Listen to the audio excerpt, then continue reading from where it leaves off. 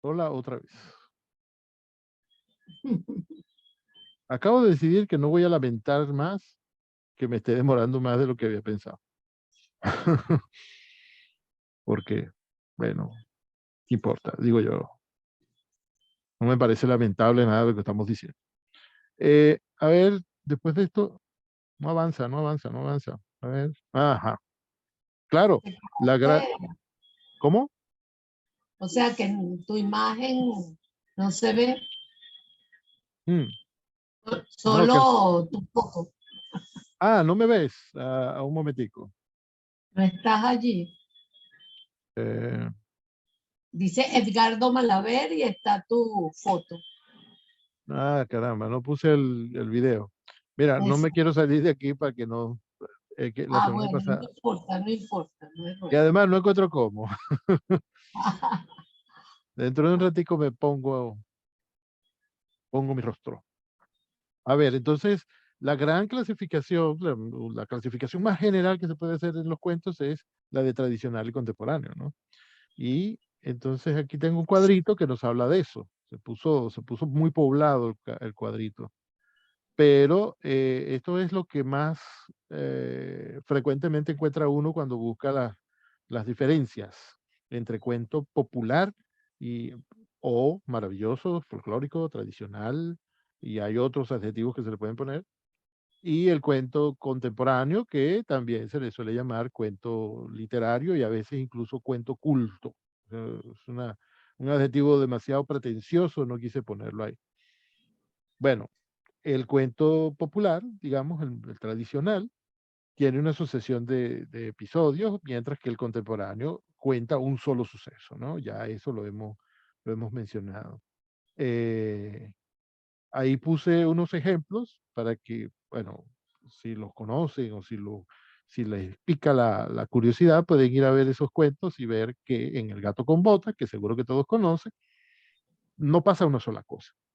Primero se muere el viejo, que el papá del dueño del gato, o bueno, el señor el que se muere era el dueño del gato y se lo hereda al hijo menor, me parece, y después el muchacho se lamenta, el gato dice, espérate un momentito, ya yo vengo, y se lleva la bota. Y pasa por donde están los campesinos, les dice, digan tal cosa si pasa por aquí el rey, después se encuentra con el rey, después pasan todas esas cosas, pero en un cuento como Un lugar limpio y bien iluminado de Hemingway, que es lo que se puede llamar con todas las de la ley un cuento contemporáneo, que Hemingway es del siglo XX, eh, pasa una sola cosa. Está este hombre sentado en ese restaurante, café, no sé cómo llamarlo, que es ya de noche y no pasa nada, en realidad casi no pasa nada en ese cuento, y él lo que hace es mirar a los mesoneros, la gente que pasa, que ya muy poca gente porque es de noche, eh, un retrato de un instante en un café bien iluminado, me parece en el título de ese que es muy importante, perdón, eh, y no, y cuando y el cuento se termina cuando este hombre se levanta y se va, y ya, eso fue todo lo que pasó. Es un suceso único.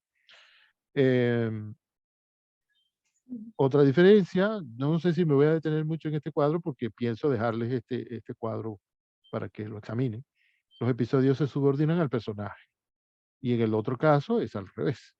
Un suceso es más importante que el personaje. No se dibuja al personaje con todos los detalles, sino que lo importante son los acontecimientos. El ejemplo que pongo es Diez negritos de Agatha Christie, en que pasan muchas no, va mudando de suceso en suceso y en cada suceso, el suceso es más importante que el personaje. Pareciera contradecir al anterior, ¿eh? Porque el anterior dice que es un suceso único y aquí que dice que cada suceso es más importante y hay varios en el ejemplo que pongo. Quizás no es el mejor ejemplo, pero una vez que están en el suceso del negrito número 7 se trata solamente del negrito número 7. Lo que pasa es que cada uno de los detalles, de los sucesos, de las anécdotas que pasan con cada uno de los negritos, forman parte o forman el cuento general que se titula Diez Negritos. Pero yo creía que era una novela, Diez Negritos. Los Diez Sí. Negritos. Sí, es una novela. Es Ah, una novela, pero creo que está adaptado. Lo digo yo porque yo nunca he sido de leer los libros dos veces. Trato de que leo una vez, le preste atención, y a mí esa novela me marcó mucho porque la llegué a leer. Y sí, yo creo que sí cabe el ejemplo, porque realmente el suceso marca mucho, más allá de los personajes que están como destinados a que les sucedan las cosas que pasan. El suceso sí tiende a ser como parte del foco de la historia. bueno, entonces tengo que examinar ese ejemplo, porque ya mientras lo decía, me dije, bueno, quizás no es el mejor ejemplo. Y resulta que es una novela, yo lo leí hace tanto tiempo, que a mí me quedan los rasgos generales, ¿no? Perdón, perdón. Y muchas gracias por mencionarlo, ¿eh? A Luisa Teresa y a Mireille. Creo que es una de las novelas de Agatha Christie, Sí, sí, sí. que Es te de Agatha atrapa, Christie. sí, Sí. su trama. Bueno, en el caso del cuento tradicional, le puse un ejemplo ahí de un texto del siglo XI, no tendría ninguna razón para no ser tradicional, que es un cuento de Juan Manuel, del infante don Juan Manuel, en que los episodios eh, se subordinan al personaje. El episodio es lo importante. El episodio, perdón, el personaje es el importante, ¿no? Ahí el personaje del deán, este sacerdote, que quiere aprender brujería, y el episodio del brujo, que termina siendo más sabio que él, pero cada uno de los personajes tiene anexo, o sea, el episodio que es lo que es lo que nos interesa ver, pero todo está centrado en los personajes. Bueno, la característica número 3 es que se sitúa, el Una folclórico se pregunta, sitúa en Edgardo. otro. Dime, dime. Pablo. En una novela, un personaje pasa por varios sucesos y conflictos, ¿no? Que Sí, permiten que el personaje se desarrolle, ¿no? Que evolucione. sí. En un cuento, ¿un personaje puede evolucionar? ¿O se Bueno, limita solamente a algo concreto, a un conflicto? bueno, bien podría suceder que sí, que aprendiera algo, pero no se supone que en un cuento suceda, que en un cuento pase mucho tiempo. Un cuento No suele pasa nada. ser un momento, un día quizá, Mm. 2, 3, una semana, aunque puede haber cuentos, y los hay, de acontecimientos, de cosas que le pasan a los personajes que duran años, muchos años. El otro día leí yo un cuento de una autora venezolana muy joven, que es una de las recomendaciones del material al final. No está el texto, solamente el título y la autora, Lorena González Vitoto. Yo leí un cuento suyo que no lo encontré, solamente un día lo escuché, en que ella estaba en un taller y le dieron unas instrucciones para escribir un cuento a todo el grupo. Y, y bueno, y ella vino con eso. Y las instrucciones eran algo así como ah, que escribieran un cuento donde pasara el mayor tiempo posible. Me imagino que el instructor del taller, esto no es ficción, esta es la parte real de toda esta historia.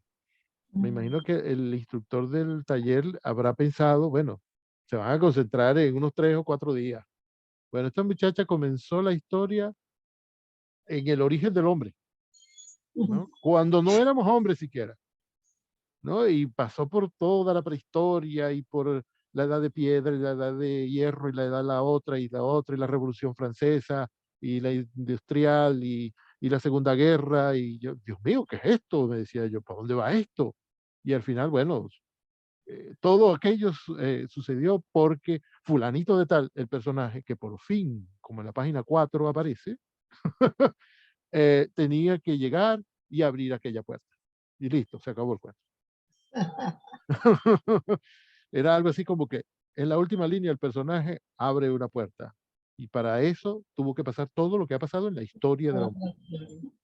Entonces, Ay, fíjate cuánto tiempo puede pasar, pero lo más regular, lo más frecuente y lo más que dicen estudiosos y los propios autores es que el cuento trata de unos pocos minutos, unas pocas horas, unos pocos días. Y no se supone que el personaje experimente una evolución así como para llegar a ser muy maduro, ¿no? Es un suceso que ocurre y que, bueno, alguien lo vio digno de narrar.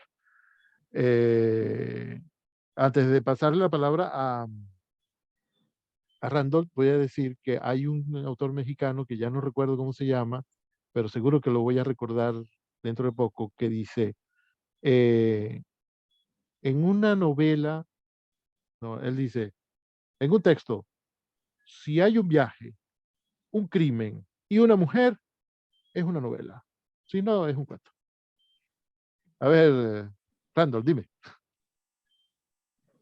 Eh, eh, Más o menos relacionado con la pregunta de Juan Pablo, porque no sé si de pronto lo que hace complejo la respuesta o la pregunta es la palabra evolución, Sí, porque de pronto si a lo que él se refiere es a ese crecimiento o a ese cambio, creo que eso se encuentra en el mismo giro del cuento, o sea, cuando ya hay un giro, el personaje inmediatamente cambia. Entonces, sí o sí hay pues, no sé si la palabra correcta sea evolución por lo cortico que es el cuento, pero el personaje sí sufre una transformación.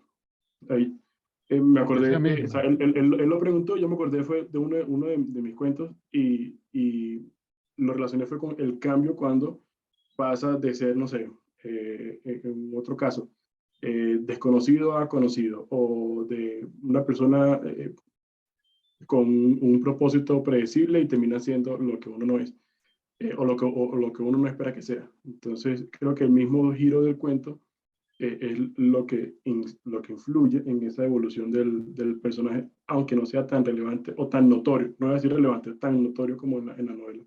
Sí, puede ser que no sea notorio, pero algo termina aprendiendo, ¿no? Y sobre todo es el lector quien termina observando eso. Eh, y si es relevante para el desarrollo de la historia, el narrador lo mencionará o lo dejará implícito por ahí, o bueno, lo utilizará. Existe también, Juan Pablo, todos, lo que los alemanes llaman la novela de formación, que es una novela que trata de un personaje, normalmente varón, pero existe también la novela de formación femenina, que debería entrar todo en una misma clasificación, pero por muchos años los alemanes estuvieron escribiendo novelas de formación masculina exclusivamente. La novela de formación trata de un niño o un muchacho que debido a las experiencias que tiene durante la narración, bueno, va evolucionando, se va convirtiendo en un hombre, en un adulto, o bien sea que se convierta en un adulto serio o que se convierta en un sinvergüenza, pero entonces no sería formación, sino deformación. Normalmente es un cambio hacia lo positivo. Eh, y eso creo yo que solo se puede lograr en un texto prolongado, ¿no? Porque en el cuento tenemos lo que Cortázar llama la economía de recursos, ¿no? Se tiene muy poco para contar lo máximo que se pueda. Y por supuesto, así podría llegar a decirse o hablarse de la evolución. Pero esos recursos deberían concentrarse en la narración de un momento o de un periodo muy corto. Em, bueno, Pero hay cuentos largos como seguiremos. El viaje a la semilla de ¿Sí? Alejo Carpentier, que es la involución del protagonista, pues, Hacia atrás, de sí. su vida adulta, de viejo o muerto, revive y va pasando hasta llegar a la semilla, el semen, pues algo así. Pero es un cuento que tiene muchas páginas. Sí. Eh, James, Ahorita no me acuerdo porque no lo he releído, pero es interesantísimo ese cuento. sí, El efecto Benjamin Button, más o menos. sí. Ah, Ok. James Joyce solo escribe unos cuentos larguísimos. Un día yo leí algo así como los récords Guinness de los cuentos más cortos, más breves, con más personajes y no sé qué. Y casi todas las categorías se las ganaba James Joyce porque Joyce escribe cuentos de 40 páginas. Que uno dice, bueno, pero no, eso es una novela corta. Ajá, esa es la No, conclusión. pero uno busca el asunto de qué cosas pasan en el cuento y descubre que son muy pocas cosas las que pasan. Y entonces es muy pocos personajes. O sea, cumple con todas estas características que están aquí en la pantalla del lado del cuento literario o contemporáneo. ¿No? Cumple con eso y no con los rasgos de la novela. ¿No? No pasa mucho tiempo, no hay muchos personajes, el personaje no cambia muchísimo, etcétera. Pero bueno, tiene 40 páginas. Y Mariño Palacio acaba de decir aquí, Mariño Palacio acaba de decir aquí, que bien puede haber un cuento de 30 páginas, pero que si mantiene el vigor durante esas 30 páginas, sigue siendo un cuento como uno que tenga 4 o 5 nada más. Sí. Y eso pasa con los cuentos de Joyce, el que escribió Ulises. El texto, el número de palabras es impresionante, pero lo que sucede realmente dentro de la narración es bastante breve. Bueno, en el cuento folclórico, para seguir, el tiempo y el espacio del que se habla es otro. Y en el literario, la cosa se centra en el autor.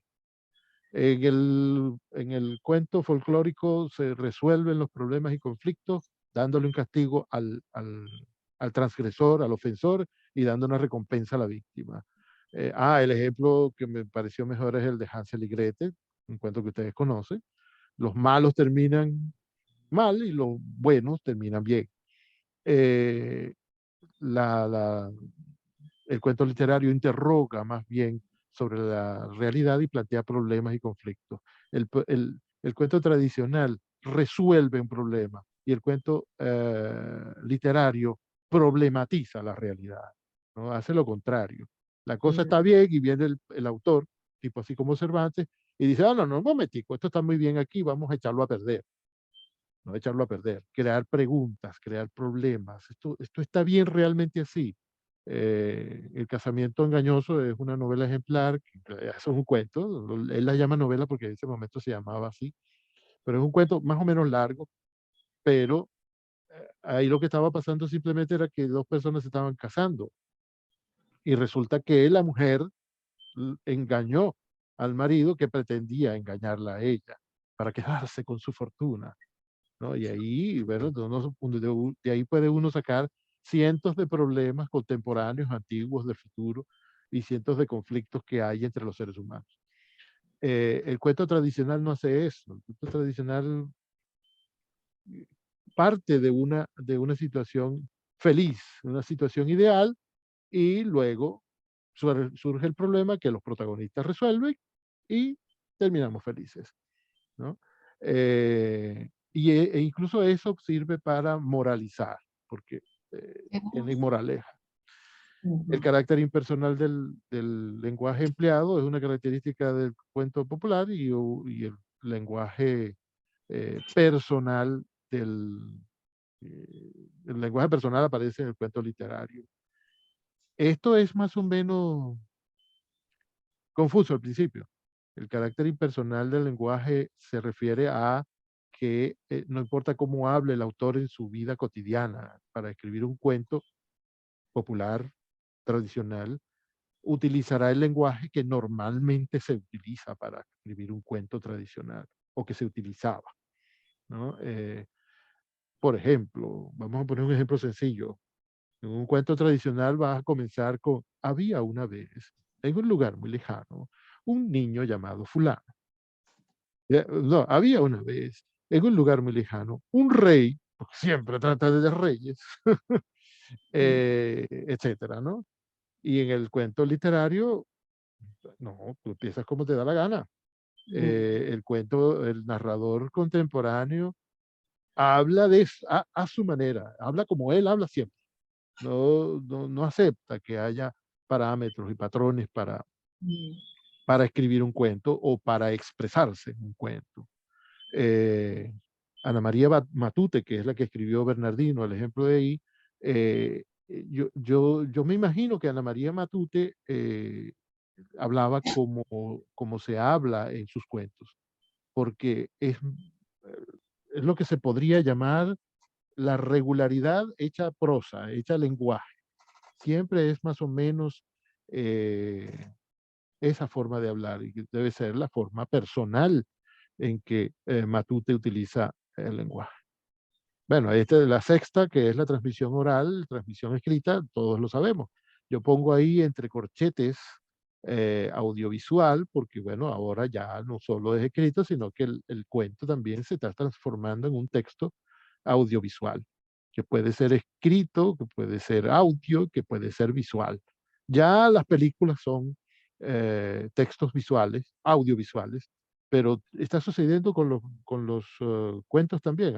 Hace mucho rato que está sucediendo. Ahora hay autores que escriben un cuento y antes de publicarlo en un libro impreso, lo hacen podcast, lo hacen video, etcétera. Es una diferencia con la transmisión oral de la antigüedad, digamos, porque el ejemplo que tengo ahí en el cuento tradicional no es antiguo, es del siglo XX, pero es de tradición oral y eh, es de transmisión oral y trata de un asunto folclórico. Bueno, el 7 es de autor desconocido, yo agrego ahí entre corchetes. Lo que está entre corchetes es lo que pongo yo. Eso no lo encontré yo en el diagrama. Y el autor es incluso colectivo, porque la versión del cuento va pasando de boca en boca, de imaginación en imaginación, de generación en generación, y se va transformando hasta que llega un punto en que uno dice, ah, mira cómo es este cuento ahora, cómo habrá sido hace 100 años, hace 300 años, o cómo habrá sido en tal otro sitio donde lo contaban, o cómo habrá sido eh, al principio. Em, y existe también la posibilidad de que el cuento tenga más de una versión. Esto no hace que esta versión sea mejor, sea más rica, sea más lo que sea, o esta mejor y aquella peor que la otra, sino que es más rico. Cuando un cuento tiene varias versiones, simplemente es más rico la imagen, la anécdota. Se puede contar varias veces.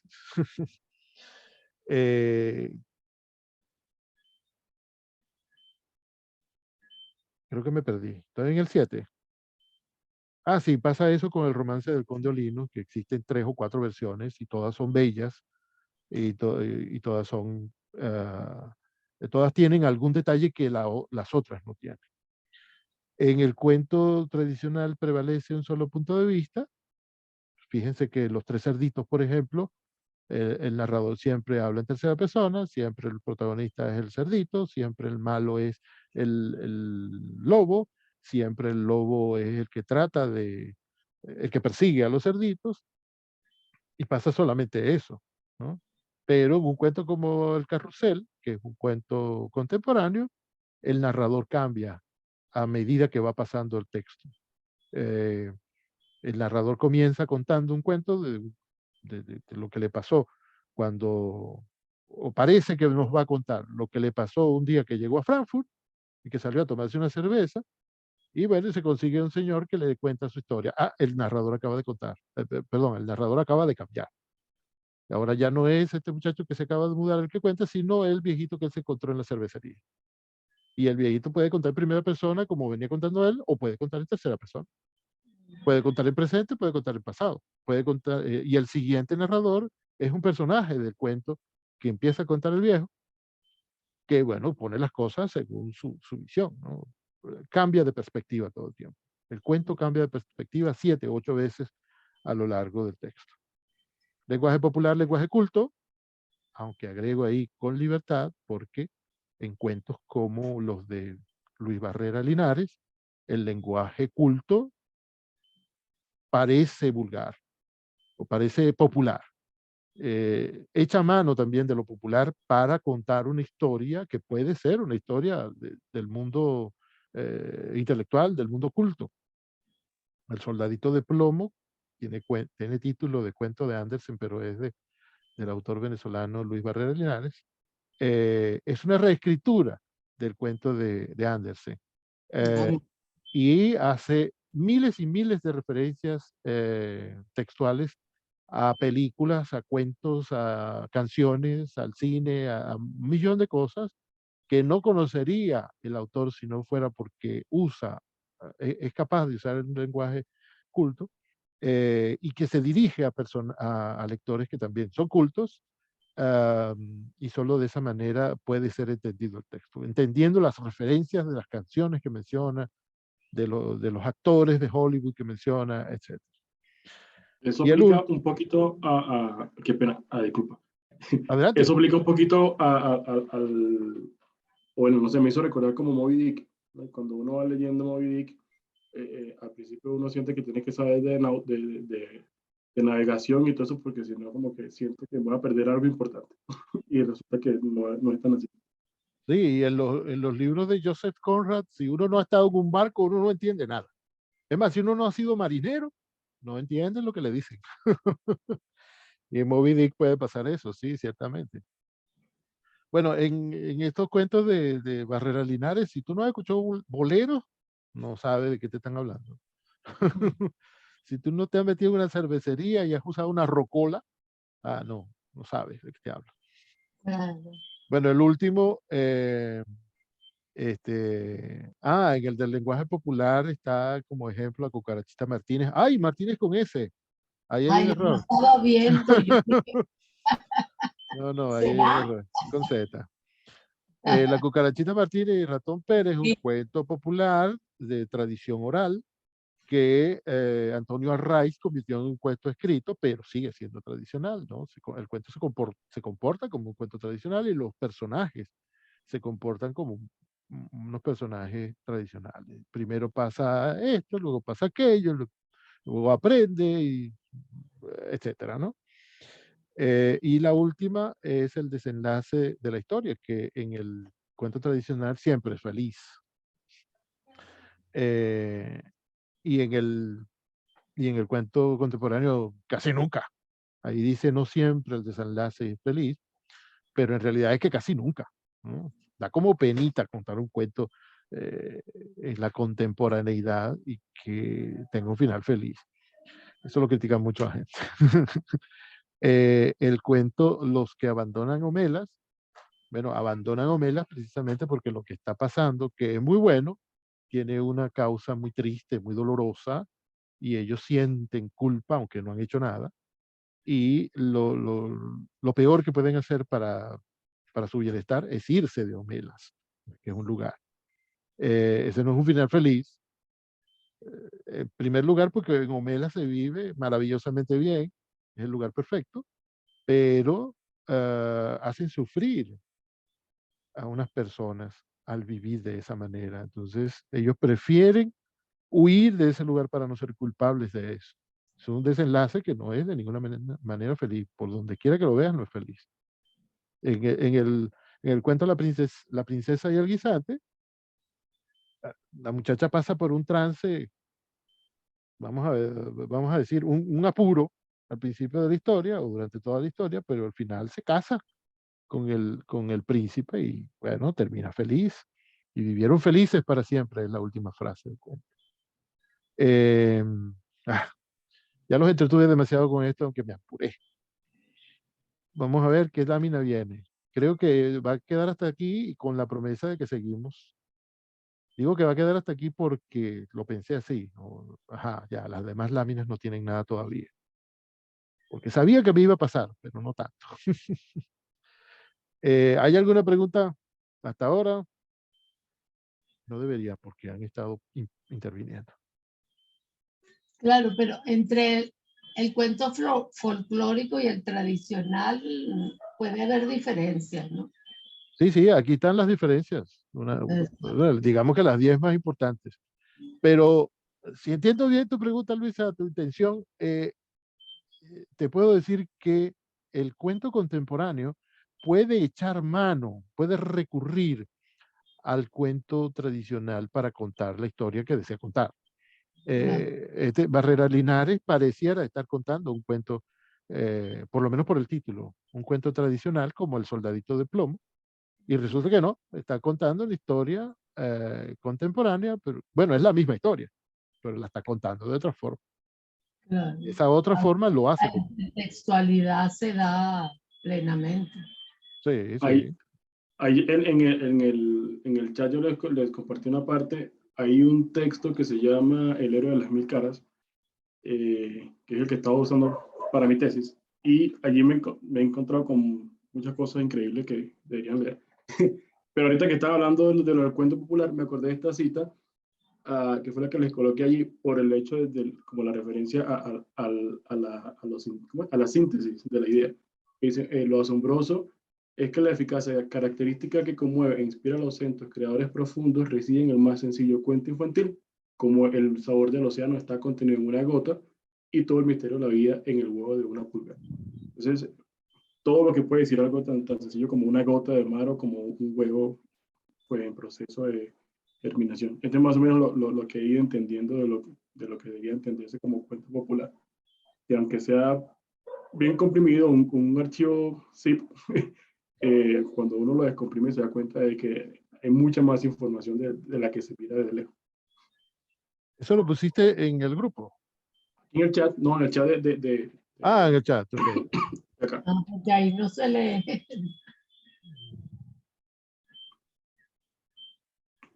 Muy bien, ok, ok. Y Cuando dices tu tesis, ¿cambiaste el tema de la tesis? No, es la misma, pero en la parte del marco teórico, Ah, para poder explicar el proceso creativo de toda la historia, me tocó trabajar con esto. Y en el metodológico me fui con Tolkien. ok. Yo decía, ¿será? Porque no puede temía. ser. No, no más Estoy cambio diciendo ya. tu obra, ¿no? Sí, Ok. A ver, aquí dice Francisco, el síndrome de Camel o el viaje del héroe le podría ser, se me fue. sí, le podría ser útil aquí a Juan Pablo que había preguntado por lo de la evolución. Creo que eso es lo que Ah, quiso decir Francisco. muy bien, ok, ok. Bueno, toma nota, Juan Pablo. Ok, Gracias, bueno, gracias. ok. Sí, no pretendía demorarme tanto con este fragmento teórico con el que pretendía comenzar hoy, pero no lo lamento, porque esas cosas son necesarias, hay que reflexionar sobre eso y bueno, de eso también trata un taller. Un taller no puede ser solamente práctico, ¿no? Eh, lo que les pedí que hicieran para hoy fue leer el cuento de Isabel Allende, que deberíamos comentar y deberíamos comentar también cómo, eh, cómo no, qué aprendemos con él, qué vemos en él que nos sea útil. O incluso como hizo, como comentó al principio eh, Randall, nos parece que cumple con los mandamientos de la ley de Quiroga, de la otra, las recomendaciones que se hacen para escribir cuentos. Si no se cumple, bueno, en realidad no hay problema, no tenemos por qué pasar por la guillotina a la pobre Isabel Allende, pero nuestro fin es observarlo y, dejar, no, obtener de esa reflexión, de esa observación, algo que nos sirva a nosotros para cuando nosotros tengamos que escribir. A ver, ¿cómo les Yo, fue yo, con ese texto? yo no la enviaría a la guillotina,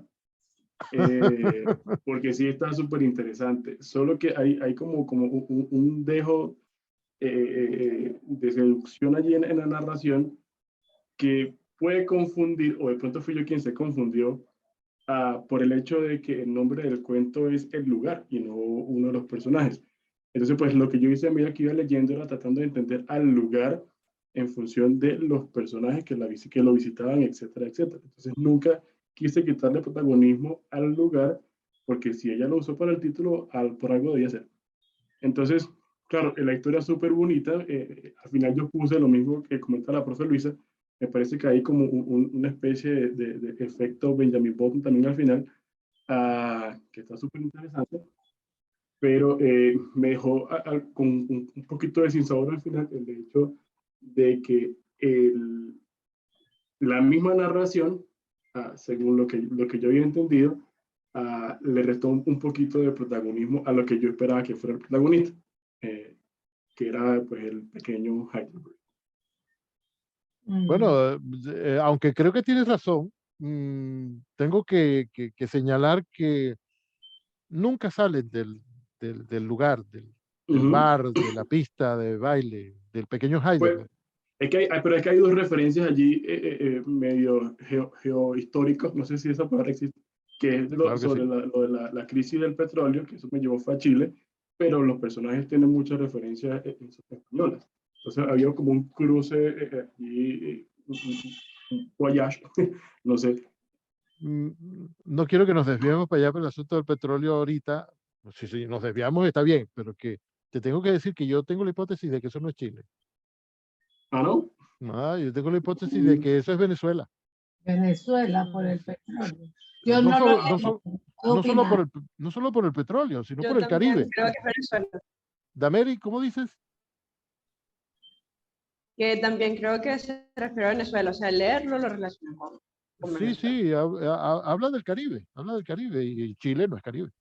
Y ella estuvo No, muchos años aquí, maravillada en Venezuela, o Sí, sea, Isabel Allende vivió en Venezuela. sí, sí, sí. bastante Pues yo tiempo. estoy ahí como haciendo la investigación por si acaso, como para no dejarlo, no descartarlo. Sí llegué a pensar en Venezuela, pero creo que, no sé, me fui más por como, de hecho, toda la narración me pareció muy de estilo de los 80 o parecido a lo que he leído desde esos años, y creo que por eso me fui para allá. Y lo de la crisis del petróleo en Chile también es por aquellos años de los 80. Aquí yo puse desde el 73 hasta el 83. Entonces, a partir de ahí quise hacer como esa relación histórica. Y sí, sí me pareció un poquito como interesante esa parte.